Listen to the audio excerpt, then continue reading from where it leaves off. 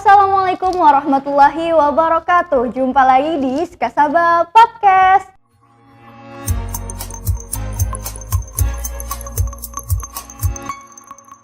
Kali ini kita akan melanjutkan episode sebelumnya, tetap bersama dengan Kak Ojan, tapi dengan tema yang berbeda nih.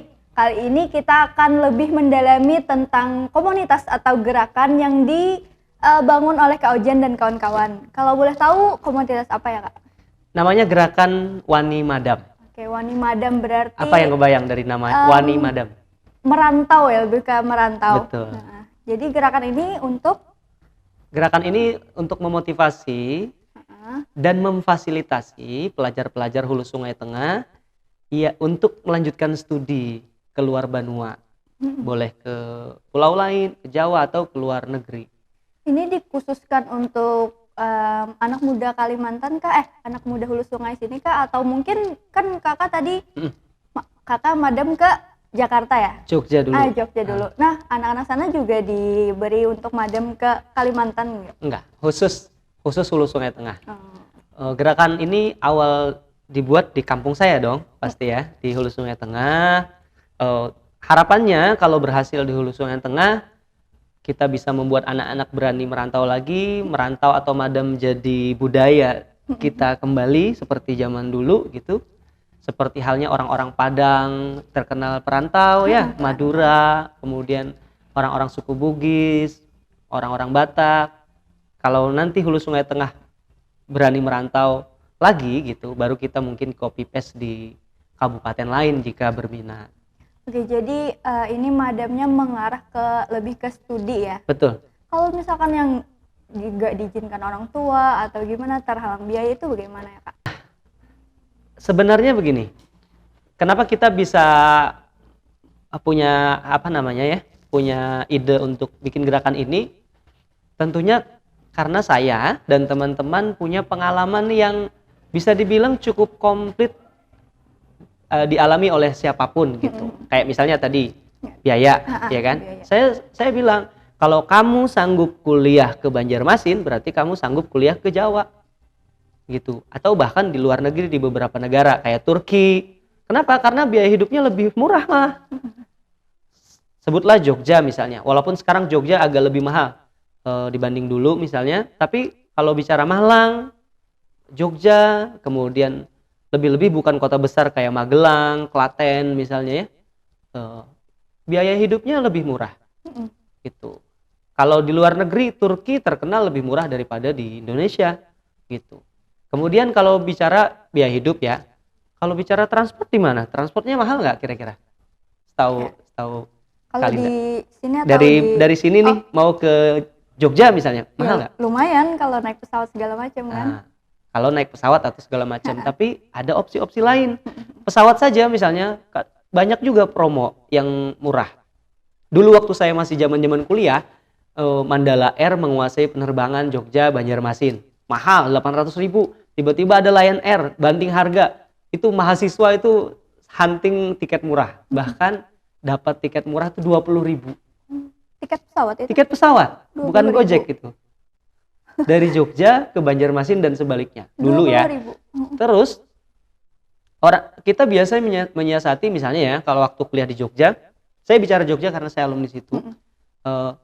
Kita biasanya nyiasatin dengan cara berangkatnya itu pesawatnya bukan Banjarmasin Jogja tapi Banjarmasin Surabaya. Karena Banjarmasin Surabaya bisa ada tiket-tiket 200 ribuan, dari Surabaya naik kereta ke Jogja atau naik travel atau naik bis.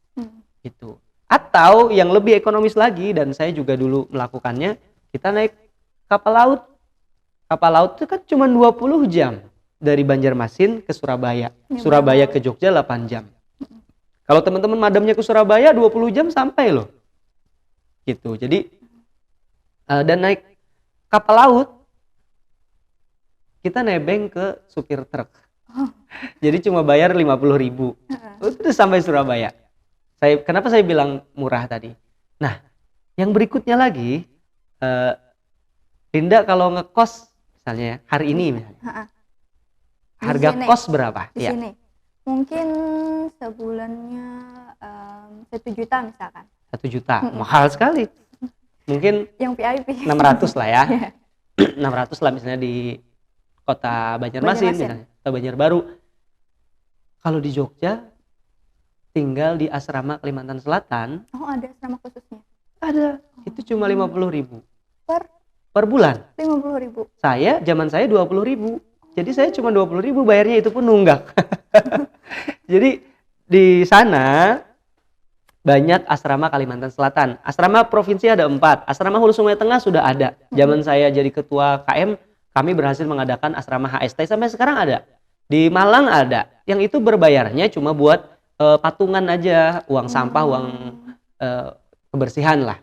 Sebenarnya itu kan sudah disubsidi, sudah dibayarin sama pemerintah gitu. Artinya kalau kita kuliahnya ke Malang, ke Jogja, misalnya ke Bandung, ke Surabaya atau ke Jakarta, ada tempat-tempat yang kita bisa tinggali dan itu lebih murah dibandingkan kos gitu. Kalau bicara nggak punya kawan, kalau bisi kawan kayak datang ke sana, cari saja di berbagai tempat itu pasti ada kerukunan mahasiswa Hulu Sungai Tengah atau setidaknya Kalimantan Selatan.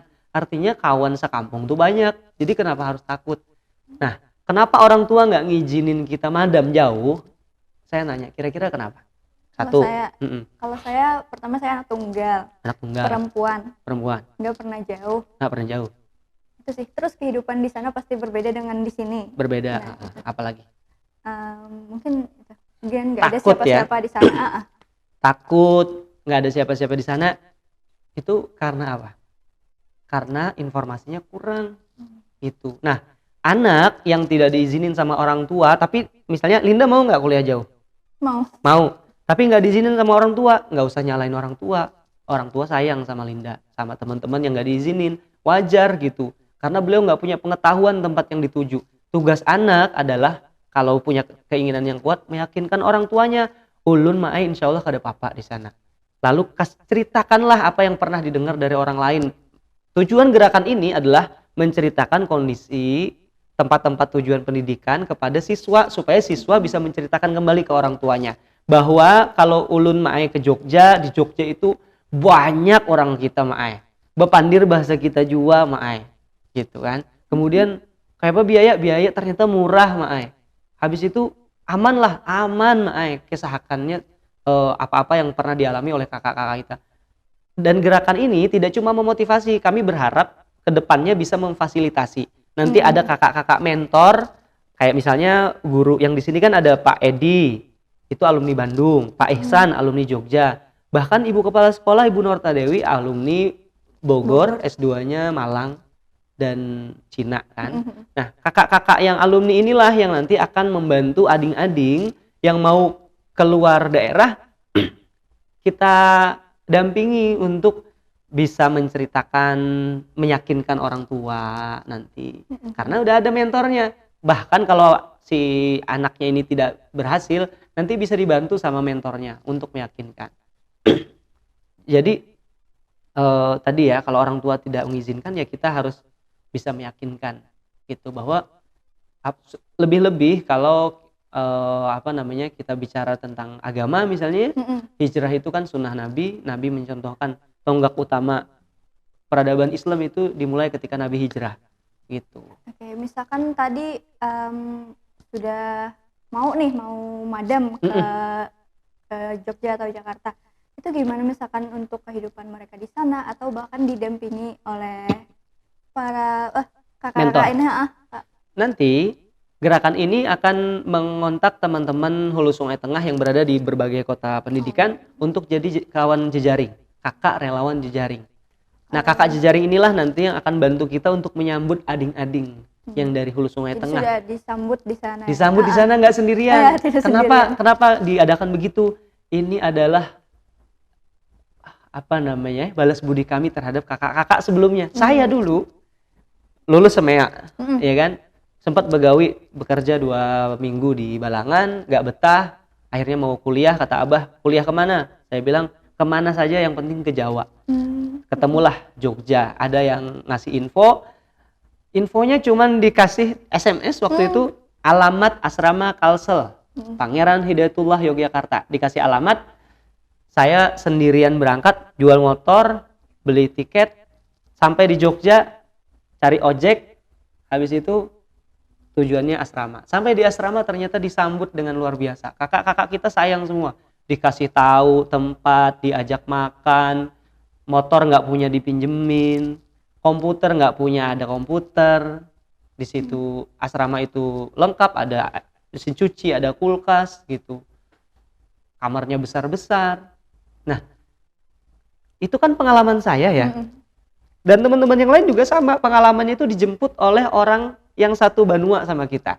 Kami pengen adik-adik saya nih yang di SMKN 1 Barabai maupun sekolah-sekolah lain, kalau nanti dia mau ke Jawa atau ke luar negeri, ada yang menjemput dia supaya orang tuanya juga merasa aman. Gitu. Jadi insya Allah dipastikan nggak akan sendirian ya. Pasti dari mau berangkat sampai sana, pasti ada yang menemani gitu. Mendampingi. Kemana-mana. Betul. Jadi untuk kedepannya nih, hanya untuk khusus Kalimantan, khusus Sungai Tengah tadi kah? Atau bahkan dari daerah-daerah lain yang ingin kakak ajak juga Madam? Saya pengen kami fokus di HST dulu, gitu. Karena HST kampung kita, gitu. Dan kalau ini sudah berhasil, baru kita copy paste. Karena sebenarnya gerakan ini tolak ukur indikator keberhasilannya gampang. Setelah gerakan ini berjalan, 1 tahun berikutnya kita akan melihat dampaknya kan. Karena ini sudah ada kakak-kakak datang ke kelas, diarahkan ke kelas mentoring.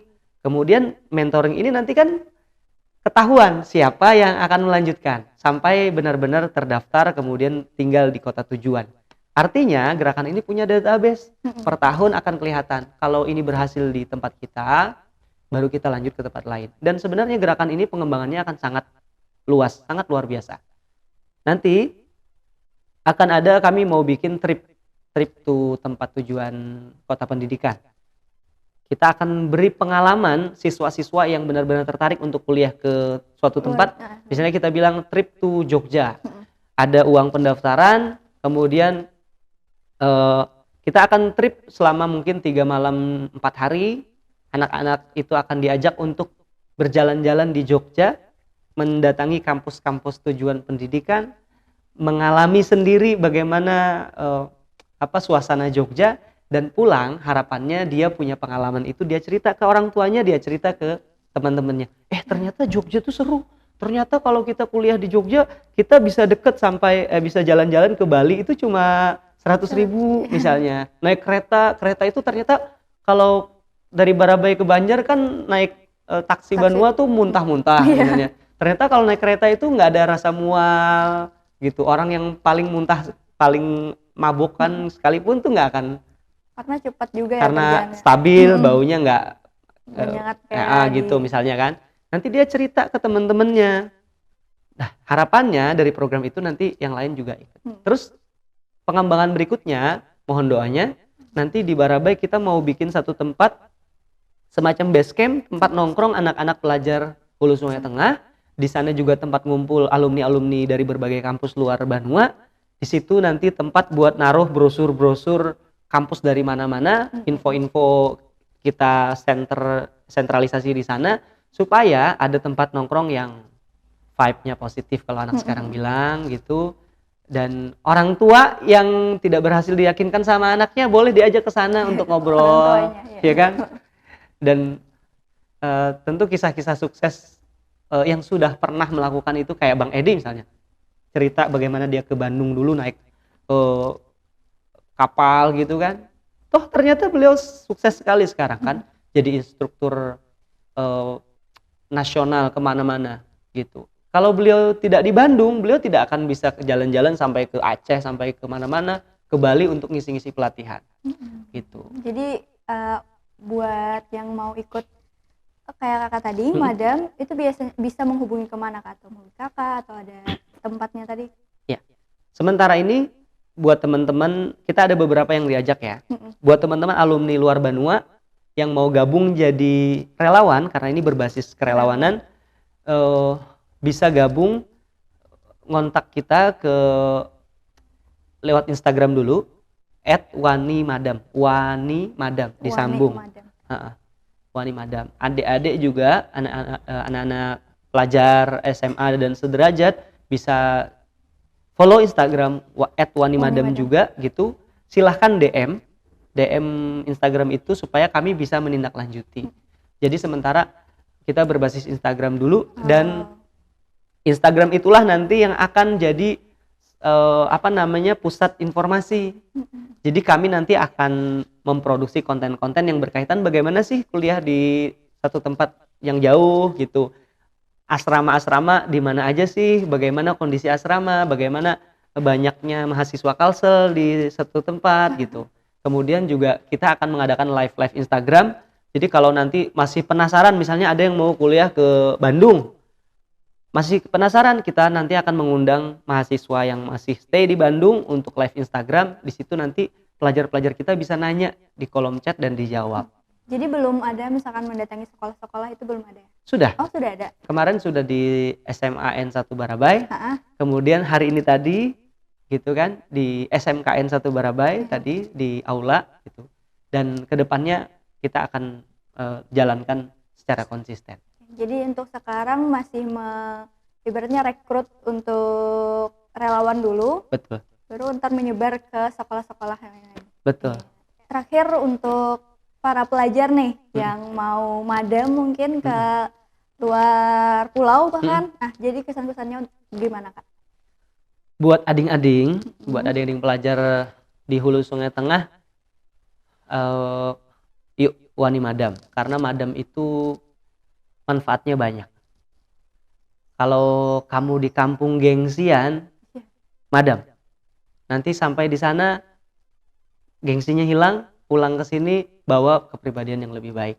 Kalau kamu pemalas, madam. Karena kalau kamu masih malas di tempat madam, mati. Di Jakarta kalau saya nggak kerja, saya nggak bisa nyabut ubi atau nebang pohon pisang kan. Maka kalau lihat orang Jawa kok cangkal di benua kita, karena mereka bukan di tempat tinggalnya. Kalau dia tidak cangkal, dia mati gitu. Orang Banjar pun kalau dia madam, ya dia cangkal juga kayak orang Jawa di sini gitu. Di Tulung Agung, jalan-jalan di kota Tulung Agung, saya kaget. Di toko-toko besar, toko emas, toko baju, semuanya orang Banjar.